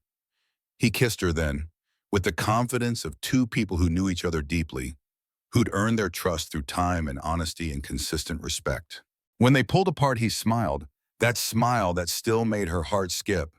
So we're really doing this. We're really doing this. They planned the mating ceremony for midsummer, small and intimate, because that's what they both wanted, Paige and her family, Vera and Sloane and Fletcher and Nadine, a handful of Callum's most trusted pack members. No political theater, no performance for territorial allies. Just honest vows exchanged between 2 people who'd found each other in the aftermath of trauma and built something real. The ceremony took place at the cottage. Rowan wore a simple dress the color of winter sunlight. Callum wore dark gray. They stood beneath an arch woven with wildflowers and spoke words they'd written themselves. I promise to see you, Rowan said, her voice steady, to hear you, to honor you as my equal, to support your dreams without controlling them, to love you without possessing you, to build a life where partnership means freedom, not constraint. Callum's vows echoed hers. I promise to protect without smothering, to lead when needed and follow when appropriate, to celebrate your strength instead of feeling threatened by it, to remember always that you chose me and that choice is sacred, that it must be honored every single day. When they exchanged marks, when the bonds settled into place, Rowan felt something she'd never experienced before. Complete security, because she'd built a life strong enough to weather any storm. And she'd chosen a partner who understood that her strength was something to celebrate, not diminish. The celebration afterward was joyful. Paige's children ran through the forest. Vera and Fletcher traded stories. Sloane made dry jokes that had everyone laughing. And Rowan and Callum moved through it all hand in hand, 2 people who'd survived their separate darknesses and found light together. As the sun set and stars began appearing overhead, Rowan stood at the edge of the clearing and looked back at the gathering, at all these people who'd become her family, at the life she'd built from the ashes of who she'd been. She thought about that terrified woman under the table, about the bruises and the fear and the terrible certainty that there was no way out. And she thought about everything that had happened since, the courage it had taken to run, the strength it had taken to heal, the vision it had taken to transform her pain into purpose. Callum appeared beside her, slipping an arm around her waist. "What are you thinking about?" "How far I've come," she said softly. "How different everything is." "You did that," he reminded her. "All of it. You made the choice to run. You faced Derek when you needed to. You built new chapters. You created this life. I just got to watch and support and be amazed by you." She leaned into him, breathing in the scent of pine in the future. "We did it together." "Together," he agreed, "and there's so much more ahead." He was right, but she didn't know that yet, standing in the clearing under the stars. She only knew that she was free, that she'd survived, and that the story wasn't over. It was just beginning. Rowan stood in front of the bathroom mirror 2 years after the mating ceremony, staring at the positive pregnancy test in her trembling hands. 8 weeks along, according to the dates. A daughter Vera had confirmed yesterday during the ultrasound, her experienced eyes soft with joy. She heard Callum's footsteps on the stairs, the familiar rhythm of his approach. He appeared in the doorway, coffee in hand, and stopped when he saw her expression. "What is it?" Concern flickered across his face. "Are you okay?" She held up the test, unable to find words. Watched as understanding dawned, as his eyes went wide as the coffee mug nearly slipped from his grip. We're having a daughter," she confirmed, and then she was crying and laughing at the same time. In about 7 months, he crossed the space between them in 2 strides, pulled her into his arms with a gentleness that still, after all this time, made her feel cherished rather than constrained. "A daughter," he repeated, wonder in his voice. His hand came to rest on her still flat stomach. "Our daughter. I'm terrified," she admitted against his chest. "What if I don't know how to do this? What if I mess her up the way I was messed up?" He pulled back to look at her. "You're going to be an incredible mother. You already are to every woman who walks through New Chapter's doors. You know exactly how to create safety and love and space for people to become themselves. That's what parenting is. But what if Derek's violence is somehow in me? What if I... You're nothing like him." Callum's voice was firm. "You've spent 3 years proving that. Every day, every choice. The cycle breaks with you, Rowan. Our daughter will grow up knowing she's safe." She let those words sink in, let herself believe them. Then she smiled, real and bright. "We're having a daughter. We're having a daughter," he confirmed and kissed her, soft and reverent, a promise of the future they were building. The pregnancy progressed smoothly. Rowan continued her work at New Chapters through the first 7 months, leading art therapy sessions with a growing belly that somehow made the residents trust her more. Proof that life continued after trauma. That joy was possible on the other side of survival. New Chapters had evolved beyond anything she'd initially imagined. 47 women served in 2 years. 3 abusers successfully prosecuted with Nadine's help. Art therapy programs that were being adopted by shelters across the region. And the stories. The women who'd found their strength, passed it forward, built lives they'd never dreamed possible. Sophie, their first resident, had become a paralegal. Maria had returned to school for her nursing degree. Jessica had opened a small bakery that employed other survivors. Each success felt like validation, like proof that the table under which she'd hidden had been the beginning of something bigger than just her own escape. Fletcher had approached her in the 6th month with an idea. What if we renamed the bookstore, he'd asked, his weathered face thoughtful. Something that reflects what you've taught this whole town, about second chance and new beginnings. What did you have in mind? Second chapters, he'd said simply. If you'll allow it. She'd cried, of course. Hormones and gratitude mixing into tears that felt like healing. I'd be honored. The grand reopening coincided with another project Rowan had been planning. Her first solo art exhibition. A series of watercolors depicting her journey from hiding to freedom, all proceeds going to New Chapters Expansion Fund. The second location, New Chapters East, would open in the spring. The centerpiece was a large canvas she'd worked on for months. A table seen from beneath with a hand reaching down through shadow toward light. She'd titled it simply, The Beginning. The exhibition would open at Second Chapters the week before her due date. Probably cutting it close, Vera had warned. But Rowan was determined. This was important for more than fundraising. It was a statement that survivors could transform their pain into art, into beauty, into something that helped others. The morning of the exhibition opening, Rowan woke to Callum's hand on her stomach, feeling their daughter kick. She's excited, he murmured, still half asleep. Wants to see her mother's art. She's going to be stubborn, Rowan predicted. Just like both of us. Heaven help the world, he said, smiling. They spent the morning setting up. Fletcher had transformed the bookstore into a gallery walls painted fresh white to showcase the watercolors. Sloane and Vera helped hang the pieces while Callum handled the heavier work, occasionally shooting Rowan worried looks when she refused to sit down. I'm pregnant, not broken, she reminded him. I know, but humor me anyway. You're carrying someone precious. Someone she corrected. Not something. She's already a person. He kissed her forehead. You're right, the most precious person. By evening, the space was transformed. Rowan's watercolors lined the walls, each one telling part of her story. Dark pieces from the early days, all shadow and confinement. Transitional pieces showing emergence light, breaking through darkness. And finally, the recent work full of color and life and hope. The centerpiece, the beginning, hung in the place of honor, where everyone would see it first upon entering. People began arriving at 7, more than Rowan had expected. Residents from new chapters, past and present. PAC members from across the Northern Coalition. Community members whose lives had been touched by the shelter. And to her surprise, reporters from regional media outlets there to cover the story of the shelter's expansion and the art that funded it. Paige arrived with her family, her children immediately gravitating to the refreshment table while her husband Mark hung back respectfully. Her sister hugged her, carefully mindful of the pregnancy. This is incredible, Paige whispered. Mom would be so proud. I hope so, Rowan said, feeling the familiar ache of her mother's absence. I wish she could see this, see who I became. She can, Paige said with certainty. Wherever she is, she knows. Rowan moved through the crowd, accepting congratulations on both the pregnancy and the exhibition. She watched people study her work, saw the recognition in some eyes, the understanding of what the pieces represented. Survival, transformation, hope. Near the beginning, she noticed a woman standing alone. Older, maybe in her 60s, with lines of grief carved deep into her face. The woman stared at the painting with an intensity that made Rowan approach. Beautiful, isn't it? Rowan said softly.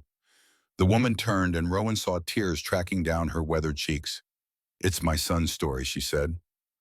Or it should have been. Rowan went very still. Your son, Derek Hale. The name fell between them like a stone. I'm his mother, Margaret. The world tilted slightly. Rowan's hand went instinctively to her stomach, protective before she could control the reaction. I'm not here to cause trouble, Margaret said quickly. I'm here to apologize. And to give you this, she held out an envelope. Inside, Rowan could see a check. The amount made her breath catch. $50,000. I raised him wrong. Margaret continued, her voice breaking. I taught him that women were things to possess, that love meant control. I modeled submission and called it virtue, and I ignored the signs when he started becoming his father. She wiped at her tears with a shaking hand. He's institutionalized now, getting real help finally. But it's too late to undo the damage he did, to you and to others. So this is for your shelter, for the women who need what my son couldn't give. Safety, respect, freedom. Rowan didn't know what to do. Looking at Margaret's face, she saw genuine remorse, real grief for the son who could have been, and real determination to break the cycle he'd perpetuated. Thank you, Rowan said finally. This will help a lot of women. And for what it's worth, I hope Derek finds peace. Real peace, not just the absence of consequences. Margaret's eyes widened slightly. You can say that after what he did. I can say it because my peace doesn't depend on his suffering, Rowan replied. I found my own healing, built my own life. What happens to him now is between him and his conscience. I'm just grateful I got out when I did. You're stronger than I ever was, Margaret said. Stronger than I taught my daughter to be. Please, if there's one thing your shelter teaches women, teach them that strength. Teach them they don't have to accept cruelty as love. We do, Rowan assured her.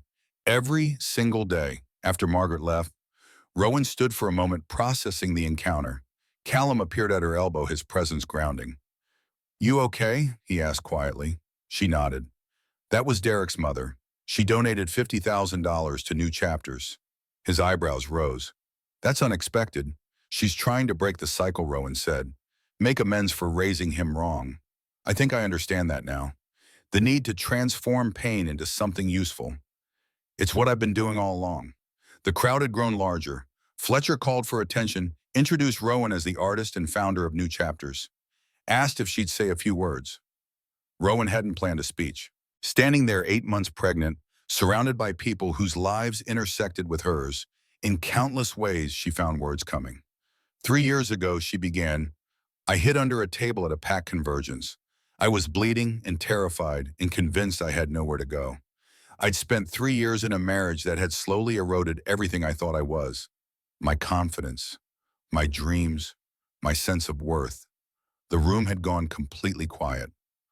I thought rescue would come from outside, from someone stronger or braver or more capable than me.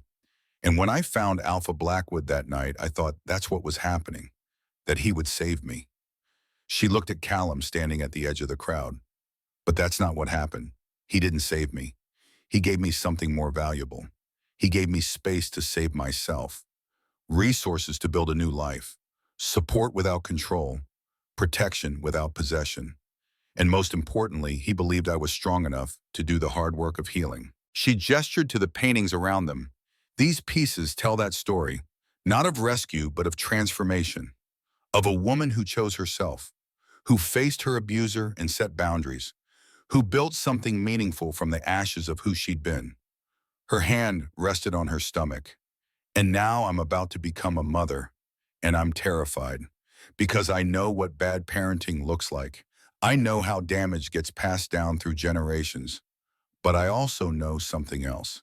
I know that cycles can be broken, that we can choose differently, that love doesn't have to look like control.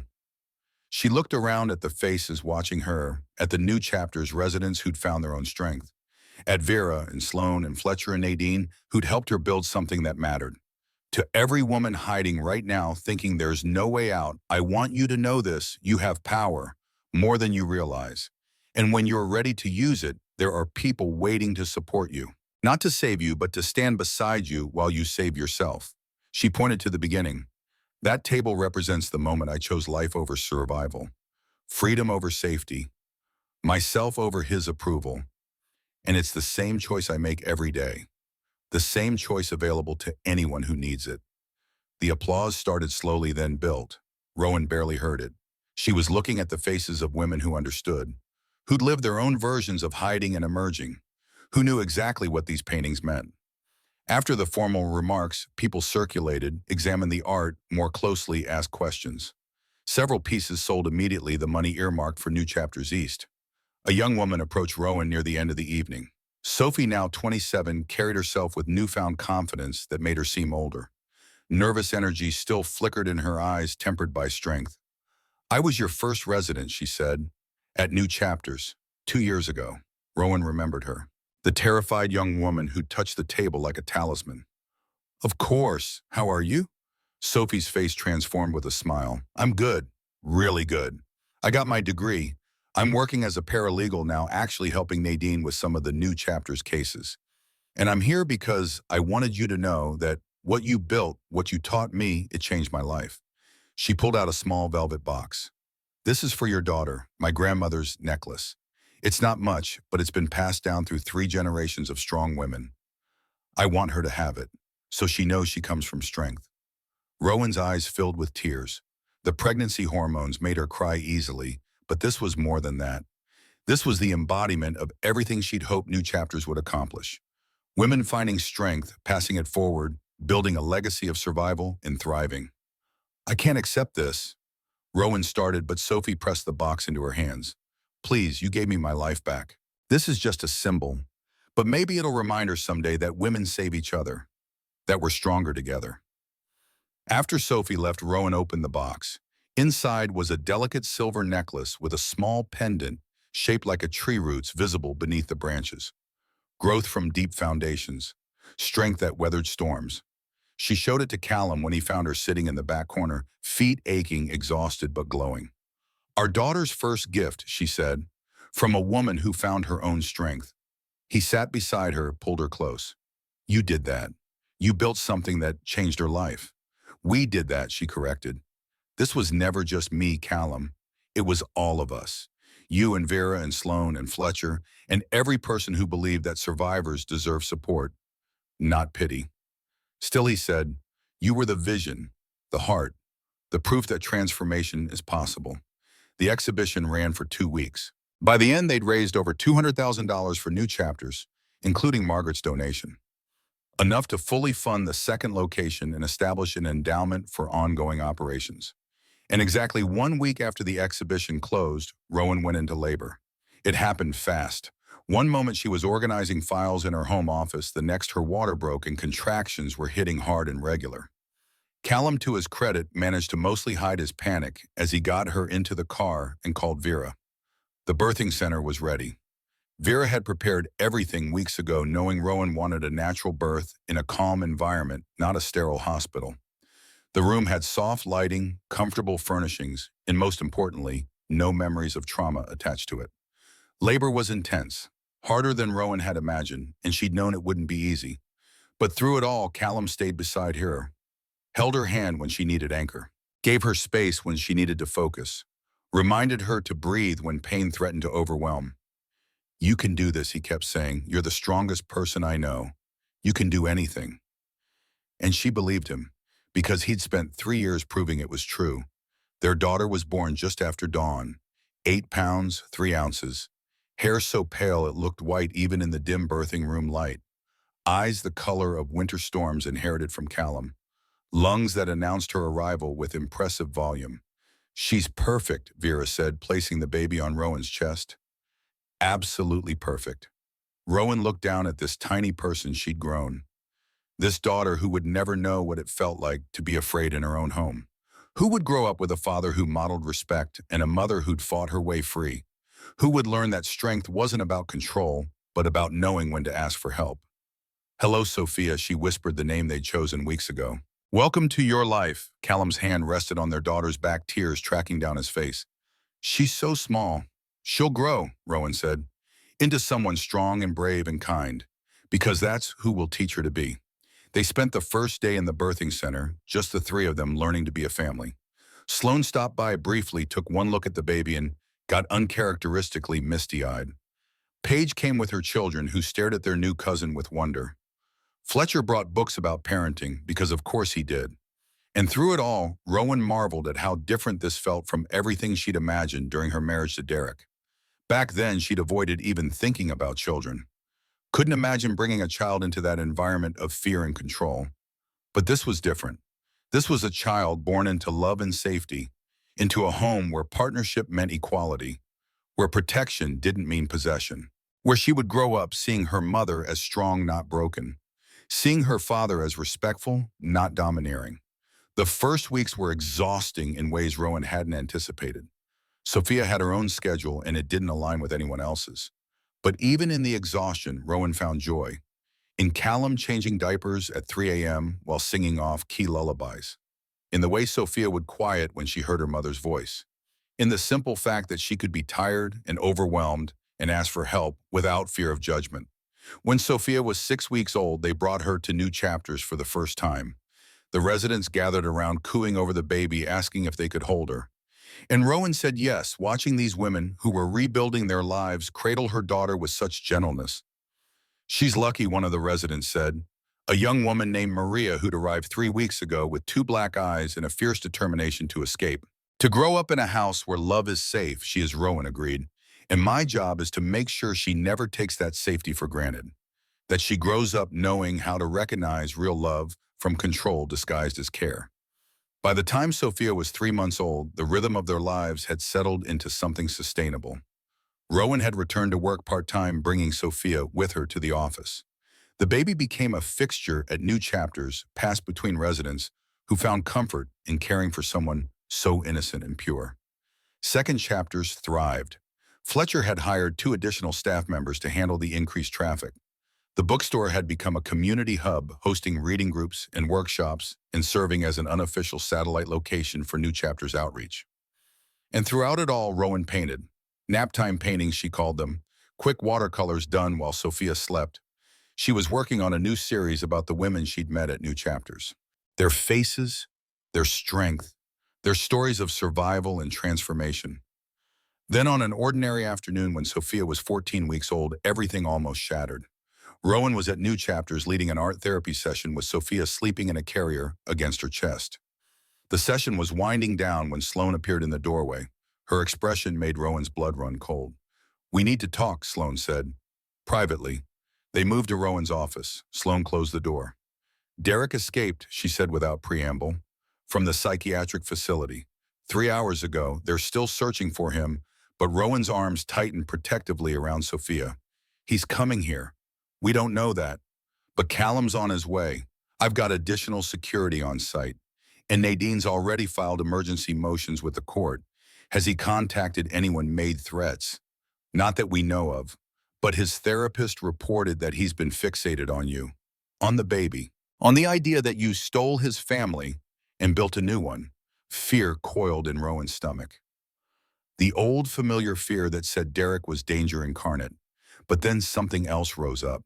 Something that felt surprisingly like anger. "I'm not running," she said. "Not this time, Rowan, no." Her voice was firm. "I ran once because I had to, because it was the only way to survive. But I'm not that woman anymore. I have resources, I have people, I have legal protection, and I'll be damned if I let him disrupt the life I've built." Sloane studied her for a moment, then nodded.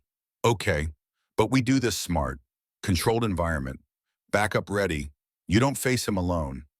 "I don't want to face him at all," Rowan said. "But if he shows up, I want to be ready." They moved all the residents to a secure location. Locked down New Chapters with additional security. Waited. Derek showed up just before sunset. He appeared at the front entrance, disheveled and manic, demanding to see Rowan. Security contained him immediately, keeping him outside the building. Called Callum. Called the police. But Derek was shouting, and his words carried through the doors. "I just want to see her, my wife, my family." "They took everything from me," Rowan watched from a window. Sophia, secure with Vera in a back room. Watched Derek pace and rant. Watched him deteriorate into the man she'd always known he was, beneath the controlled exterior. Callum arrived within minutes along with 3 police officers. He moved between Derek and the building, arms crossed. "You're in violation of a restraining order," Callum said, "and you've escaped from court-ordered psychiatric care. You need to surrender peacefully. I need to see Rowan." Derek screamed. "She'll understand. She'll know I've changed. I just need to explain." That's when Rowan made her decision. Against Sloane's advice, against Callum's clear preference. She walked out the front door. "Derek," she said, her voice calm despite the adrenaline flooding her system. "I'm here. What do you want to say?" Derek's face transformed when he saw her. Hope and desperation and something unhinged. "Rowan, thank God. I've been trying to reach you, to tell you I'm sorry, that I've gotten help, that I can be better. You're standing outside the shelter I built for women escaping men like you," she said. "After escaping from psychiatric care. After violating a restraining order. That's not the behavior of someone who's changed." "I made mistakes," he said, "but I love you. I've always loved you. Love doesn't look like what you gave me. Love doesn't involve bruises and fear and making someone feel worthless. What you felt was ownership, control, and I'm not yours anymore. I never was. But our family," he gestured wildly. "You have a baby. My baby. You took what should have been ours and gave it to him. That baby," Rowan said, her voice steel, "is my daughter. Not yours, not Callum's possession. Mine. And she will grow up knowing she's safe and loved and valued. Everything you couldn't give me." Derek's expression cracked. Rage and pain mixing into something volatile. "You ruined my life. You took everything. I saved my own life," she corrected. "You ruined yours through your choices, your violence, your refusal to see women as people rather than property. That's on you, Derek, not me." The police were moving closer now, ready to intervene. But Rowan wasn't done. "I hope you get real help," she said. "Real therapy, real reckoning with what you've done. But you'll do it away from me, away from my daughter, away from the life I've built. Because you have no place in it. You never will again." Derek lunged forward. The police caught him, immediately restraining him as he struggled and shouted. But Rowan didn't flinch, just watched calmly as they led him away. Callum was beside her instantly. You shouldn't have come out here. What if he didn't, she said, and I needed to do that. Needed to look him in the eye one last time and tell him the truth, that he doesn't have power over me anymore. She turned to face him. I'm not afraid, Callum. Not of him, not anymore. And I needed him to see that. Later that evening, after Derek had been taken back into custody with increased security and additional charges filed after Sophia had been fed and put to bed after the adrenaline had faded, Rowan sat with Callum on their porch. I'm sorry, she said, for scaring you, for not listening to your advice. You don't need to apologize for claiming your power, he replied. Though I'd prefer if next time you claim it, with backup closer at hand. She smiled despite herself. Fair enough. They sat in comfortable silence for a while, watching stars emerge in the darkening sky. Nadine called Callum, said eventually, Derek's being transferred to a maximum security psychiatric facility. Long-term commitment. Multiple violations. He won't be getting out anytime soon. Good, Rowan said. And she meant it, not out of vengeance, but out of relief that other women would be safe from him, that her daughter would grow up without that threat looming. You were incredible today, Callum said, facing him like that. I was terrified, but you were calm. I've spent 3 years preparing for that moment, she replied. Learning to stand my ground, building a life strong enough that he couldn't shake it. Today just proved it was real. She leaned against him. I'm free, Callum, really truly free. He has no power anymore. No threat, no shadow, just a broken man who needs help I can't give him. And she meant it. The fear that had defined so much of her life had transformed into something else entirely. Compassion, perhaps. For the man Derek might have been if someone had intervened earlier, if he'd gotten help before the damage became irreparable. But that wasn't her responsibility. Her responsibility was to the life she'd built, to the daughter sleeping peacefully inside, to the women at New Chapters who needed to see that escape was possible, that healing was real, that you could face your abuser and survive. The following months unfolded with a peace Rowan had never imagined possible. Sophia grew, hitting milestones that filled Rowan with joy and terror in equal measure. First smile, first laugh, first time sleeping through the night. New Chapters East opened in the spring to overwhelming community support.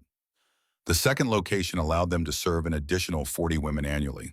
More art therapy programs, more legal representation, more proof that survival was only the beginning. Fletcher celebrated his 71st birthday with a party at Second Chapters. The bookstore had become the heart of the community, a place where survivors and supporters gathered, where hope was as common as coffee. And Rowan continued to paint. Her new series, Faces of Survival, featured portraits of the women she'd worked with, each face telling a story of pain transformed into strength.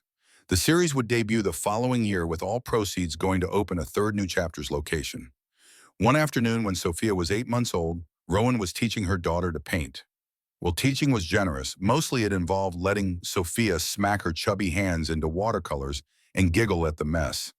This is the table where Mama hid, Rowan said softly, looking at the photograph she kept on her desk. The table from the Convergence, now safely installed at New Chapters. But it's also where I found courage, where everything changed. Sophia babbled something incomprehensible but emphatic, as if agreeing. Someday I'll tell you the whole story, Rowan continued, about the bad times and the scary moments and the long road to healing. But I'll also tell you about the people who helped, about choosing courage over comfort, about how survivors become more than their survival. Callum appeared in the doorway, coffee in hand. Story time always, Rowan said. She needs to know women save themselves, and that it's okay to accept help. He sat beside them on the floor, letting Sophia grab at his fingers with paint-covered hands. 3 years ago, you were hiding under a table, and now look at what we built, Rowan finished. Together. Together, he agreed. Always together. That evening, after Sophia was asleep, Rowan and Callum reviewed plans for the third New Chapters location. This one would focus specifically on helping women with children, recognizing that mothers often faced unique barriers to escape. We're changing things, Callum observed, looking at the projections. Real systemic change. The Regional Council just passed new protocols for handling domestic abuse cases based largely on your testimony and the work we've done here. It's not enough, Rowan said. It's never enough. There are still women hiding, still women afraid to speak, still systems that fail them. But it's more than there was, he reminded her. 3 years ago, there was one woman under a table with nowhere to go. Now there are 3 shelters, new legal protocols, a community that understands abuse is everyone's problem. That's not nothing, no. She agreed, it's not nothing. It's a start. The final piece came together when Rowan was invited to speak at the regional summit, the same building where the convergence had taken place, the same hall where she'd hidden under a table 3 years ago. She accepted without hesitation.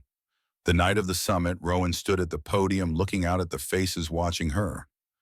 Alphas and betas and omegas from across the region, the people who made policy and held power. 3 years ago, she began and I hid under a table in this very hall. I was bleeding and terrified and convinced I had nowhere to go. She paused, letting that sink in. Tonight, I stand before you as the founder of New Chapters, a shelter system that has helped over 100 women escape abusive situations. As a mother raising a daughter who will never know fear in her own home. As proof that survival is possible. She looked directly at the audience. But I'm not here to tell my story. I'm here to challenge you. Every person in this room has power, resources, influence, and I'm asking you to use it. She outlined concrete proposals, mandatory training for all PAC leadership on recognizing abuse, protocols for sanctuary claims that protected victims while ensuring due process, funding for shelters and legal services, education programs for young PAC members about healthy relationships. We can do better, she said. We must do better. Because right now in this region, there are women hiding, women afraid, women who don't know there's help available. And every day we delay implementing real change, more women suffer. She softened her tone slightly. I was lucky. I found Alpha Blackwood who kept his oath to protect survivors. I found Vera and Sloan and Fletcher and Nadine who gave me resources to rebuild. I found a community that chose to believe me over my abuser. But luck shouldn't determine who escapes and who doesn't. We need systems. We need commitment. We need every person in this room to decide that protecting the vulnerable is more important than protecting reputations or avoiding uncomfortable truths. The silence when she finished was absolute. Then slowly applause began. Starting with a few people, building, until the entire room was standing. The proposals passed unanimously. New funding for abuse prevention and support services. New protocols for sanctuary claims. Mandatory training for all PAC leadership. Real change. Systemic change. The kind that would outlast any individual's effort. Afterward, as people came forward to shake her hand and pledge support, Rowan felt something she'd never felt before. Complete peace, the certainty that her pain had been transformed into something that mattered. That the woman who'd hidden under a table had become someone who changed systems. Callum found her in a quiet corner, Sophia asleep in his arms. You did it, he said. Real change. We did it, she corrected. All of us. Every survivor who spoke up. Every person who chose to listen.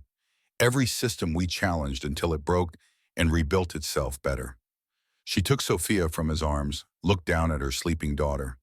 And we'll keep doing it. For her. For all the daughters and sons who deserve to grow up knowing love is safe. The table still stood in New Chapter's entrance hall, would always stand there as a reminder, not of fear and hiding anymore, of the moment courage was born, the moment a choice was made, the moment survival became the first step toward thriving. And every woman who touched it, who drew strength from its presence, became part of a legacy Rowan had never imagined she'd create. A legacy of survival, of transformation. Of women who refused to let their worst moments define their entire lives. 3 years later, when Sophia was 4 years old, Rowan brought her daughter to see the table for the first time, explained in age-appropriate terms what it meant, how Mama had been scared once but found help, how she'd built a place where other scared people could find help too. Sophia reached out to touch the table, her small hand resting on the polished wood. You were very brave, Mama, she said solemnly. I was very scared, Rowan corrected. But I chose to be brave anyway, and that made all the difference. She looked around at New Chapters. At the bustling shelter, the women laughing and healing and building new lives. At the staff who dedicated themselves to this work. At the photographs on the walls of success stories, women who'd found their strength and were paying it forward. This is what's possible, she told her daughter. When we choose ourselves, when we refuse to let fear win, when we believe we deserve better and demand it. Sophia didn't fully understand, but someday she would. Someday Rowan would tell her the full story, about the bruises and the fear and the rain that wouldn't stop for 3 days, about the moment of choosing to run toward help rather than away from pain, about the people who'd stood beside her while she fought her own battles.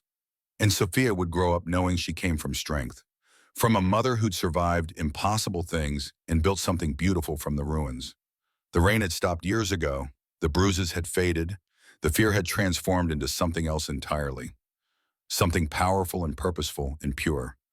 Rowan Ashford had hidden under a table to escape her abusive husband, and she'd found herself instead. That was the real story, the truth she'd share with Sophia someday. That rescue comes from within. That strength is born in darkness. That the worst moments of our lives can become the foundation for our greatest achievements. The table waited in the entrance hall of new chapters. A monument to beginning, a testament to choice, a promise to every woman who needed to hear it. You can survive this. You can heal from this. You can build a life beyond this. And you can do it, just like she did, one choice at a time, one day at a time, one breath at a time, until suddenly, miraculously, impossibly, you're free. And freedom, Rowan had learned, was worth every moment of the fight to claim it. Years from now, when New Chapters had expanded to 10 locations across the region, when Rowan's art therapy programs were being taught in universities, when Sophia had grown into a confident young woman who'd never known fear in her own home, when the protocols they'd fought for had become standard practice. Years from now, someone would ask Rowan what advice she'd give to women still hiding, and she'd think back to that night, to the rain and the table, and the moment she chose herself. She'd remember the fear, the courage, the long road to healing, the people who'd helped, the life she'd built. And she'd say this: you already have everything you need. The strength is already inside you, waiting for the moment you're ready to claim it. And when that moment comes, when you decide that surviving isn't enough anymore, there will be people ready to support you, not to save you, but to stand beside you while you save yourself. Because in the end, that's what this story was really about. A woman who saved herself, and in doing so taught others they could save themselves too.